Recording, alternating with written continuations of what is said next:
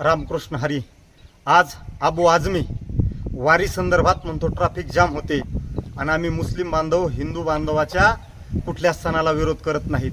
आजपर्यंत कुठल्याही मुस्लिम बांधवाला त्यांचा सण साजरा करण्यासाठी कुठल्याही वारकऱ्याने विरोध केलेला नाही। अबू आझमी तुला सांगून ठेवतो, तुझा पंजा जलमला नव्हता ना, तुझा आज्जा जलमला नव्हता ना, तेव्हापासून वारी नित्यनेमानं होती आणि संपूर्ण महाराष्ट्रातील सगळ्या धर्मातील सगळ्या जातीतील त्या ठिकाणी वारकरी एका उत्साहाने येतात। हा वारकरी संप्रदायाचा विचार आहे, हिंदू धर्माचा विचार आहे। याच्यामध्ये वारीला येण्यामध्ये कोणालाही आजपर्यंत कुठल्याही वारकऱ्याने विरोध केलेला नाही। प्रत्येक धर्मातील व्यक्ती येऊ शकते, इतकंच काय पुरुष आणि महिला याचा सुद्धा भेदभाव केला जात नाही। प्रत्येकाला तिथं माऊली म्हणलं जातं।